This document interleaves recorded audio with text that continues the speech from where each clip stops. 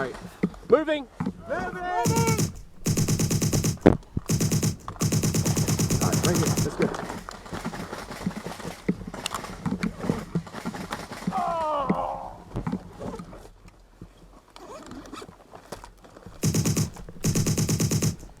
All right, I got it.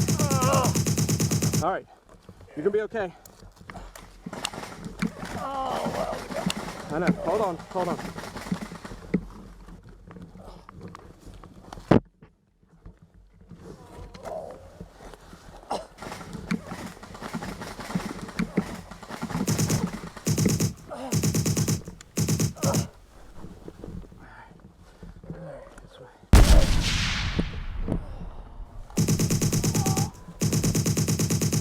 Okay, so we're going to actually do a little interview here and a demonstration on how to set up this abdominal tourniquet. And Dr. Schwartz is actually the inventor. Larry, this device was actually invented by myself and Dr. John Kraushorn, who is a part-time faculty with us at Georgia Regents University. And the idea of this originally was to be able to stop injuries that occur in the groin at the junction where body armor ends and the extremities come off. And what we were seeing in combat is injuries from ballistic missiles, either bullets or blast injuries, extending through the very proximal femoral arteries into the iliac arteries, and the soldiers were bleeding to death on the battlefield. So the idea is to be able to place this device over the umbilicus, and what it has is a wedge-shaped bladder that, when inflated, actually externally cross-clamps the aorta as well as the inferior vena cava. And so you effectively stop all blood flow to the lower extremities. Okay. Now, what we've actually found over time is that this device can actually be used in other ways in addition to the abdominal placement. It can be used directly over a femoral injury rather than placing it over the aorta. Or we've actually had one gunshot wound into the axillary artery that we were unable to get. Dr. Kraushorn actually had this case. They were unable to get a tourniquet around the injury because it was so proximal. They actually put the abdominal tourniquet on in this configuration across the upper extremities, and were able to get complete hemostasis of the upper extremity injury. What are your thoughts then about like pelvic fractures and major pelvic bleeding? You think there's a role for that? I mean, that's kind of what I was fascinated with after doing a little reading on it. Well, I think that's really kind of the logical next step for utilization. The device was really designed for penetrating trauma, but when you think about it, the unstable pelvic fractures, this would really be ideal for. Traditionally, our approach has been to try to stabilize the pelvis. But with this approach, you're actually stopping all blood flow to the pelvis. So if you have an unstable injury, it can certainly provide that bridge to either IR intervention or even potential going to other invasive means such as REBOA, and then for operative control. Okay, so now when we do an open thoracotomy, we cross clamp the aorta. I mean, this would be a little bit lower than where you normally cross clamp the aorta, but I guess you would still preserve your kidneys and your superior mesenteric artery and all that. And so, and I don't know that it's a bad thing is to let blood flow still go on to the kidneys and the mesenteric. Exactly, and I think that needs to be studied. And I think another area to be studied is even the use of the device in CPR. If you're able to isolate the blood flow at the aortic bifurcation, essentially when you do each compression of CPR, rather than perfusing the lower extremities, you should be increasing the blood flow to the brain by that amount that would ordinarily be going to the lower extremities. So that's another area that I think would be a fascinating area for further research with the device. That's a great idea. Okay, so I can actually show you how to do the placement of the device in the aortic. Are there any residents running around that have volunteered? Dr. Troncone, why don't you step in here? Hey, now, Dr. Troncone, you're okay with being on YouTube? And of course. This is all voluntary. All voluntary. So to place the device, you run the device under the casualty, and then it has a snap buckle that will be tightened.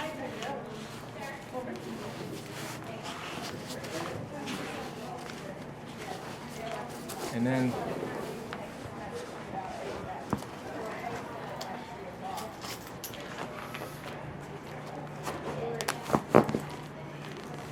so we get it as tight as possible before inflation. So what we do Now, what does is this then do? tighten the windlass, that this further tightens the device. Okay. Once that's tightened, then we would inflate the bulb. This is just a simple. Let's watch Dr. Troncone's face here for a minute.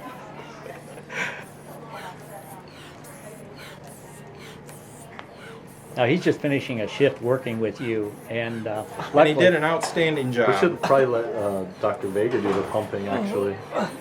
Oh, That's Dr. his fiance. Oh, okay. So, and what you do is you inflate Now his face is getting redder.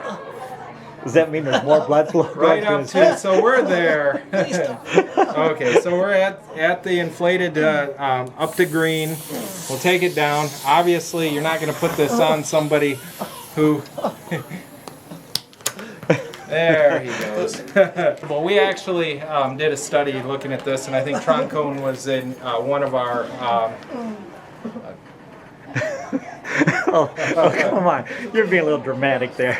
So the pain actually from some subjects was as low as 3 centimeters on a 10 centimeter scale, and as high as 10 for other subjects as far as the discomfort for placing it. Okay. And I've had it placed on me many times, and I always kind of look at it as and say it beats bleeding to death. Yeah, absolutely. Absolutely. So it's and this is really kind of the shape of the bladder as it is inflates. Okay. Is there any role for, we talked about pelvic fractures. You put a pelvic binder on there, and you put this on here, and that would stop the blood flow on someone who's really hypotensive. What about someone who's got a splenic and a liver lac? I mean, this is way too low, is it, or is it, or would it do some I binding? think it would probably be tamponade? contraindicated. Well, yeah, I don't know if it's necessarily contraindicated, but it would likely increase the blood pressure, and if you have it kind of comes down to the question of hypotensive resuscitation versus trying to get the pressure up right away. It's really designed to stop hemorrhage distal to the device location, and if we're using it for other purposes where it may increase blood pressure or increase blood flow, I think those areas need to be studied further. Yeah. I mean, I could still see an element of tamponade. You just basically are tightening, wrapping around that belly and pulling that liver together and all that. But I can see your other point there. What's the FDA? What's the story on that? Sure, it's FDA cleared for use in all the sites that I showed you, both aortic placement, groin placement, as well as axillary placement. Okay. So it's cleared for use in the U.S. and it has a CE mark for use overseas. It's being used in the U.S. military as well as multiple foreign militaries as well. Okay, so tell me about the military experience with it. Has there been? I know there's at least 1 or 2 case reports on. Exactly. There was actually a published case report in the Journal of Special Operations Medicine where a casualty was really at the point where they were starting to code, and the device was placed as kind of a last-ditch effort. After placement, hemorrhage, and the injury was a bilateral amputation from an explosion. Okay. And An the IED. casualty was stabilized, hemorrhage was controlled, and the patient actually had a very good outcome. Oh, fantastic. Okay. So there's a growing number of case reports of use. Okay. There's actually a case report in the Annals of Emergency Medicine. It was done recently. Yes, it's a recent report Okay. of an individual using just manual compression over the aorta to control hemorrhage from a penetrating pelvic injury. So this is something that's really been talked about in the Special Forces kind of medic training for years, but we're starting to see case reports in the civilian literature using just the use of external compression. Now the nice thing is with a device like this, once it's placed, it's very stable. You don't have it's much more controlled. You don't come off of the aorta when you're moving the casualty and that sort of thing.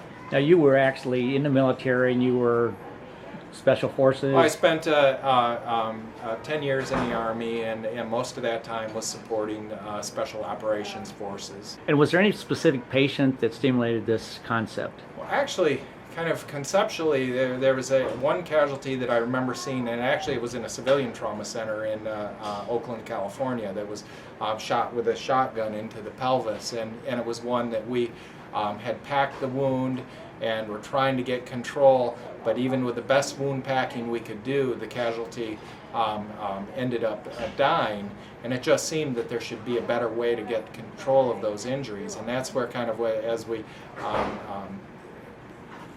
had to actually a study that was done at Georgia Regents Medical Center, where we studied, well actually I wasn't involved in the study, but the investigators studied the amount of pressure that it actually takes to externally occlude the aorta. And it came down to somewhere about 120 and 130 pounds pressure. And that's when we kind of got the idea we could probably recreate that with a pneumatic device that would work very effectively, more than placing a knee in someone's abdomen or trying to hold their a fist over the distal aorta. In the movie Black Hawk Down, wasn't there a fatality? Yeah, that's really the exact injury that this is meant to control, and it really doesn't necessarily fix anything, but what it does is it allows you a bloodless field to be able to get better control, either in the operating room or even in the field, to get better wound packing, or to be able to ligate vessels potentially. It's going to get real tight.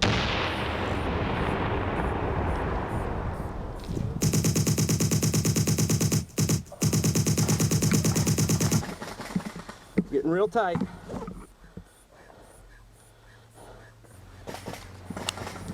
Got to go to green.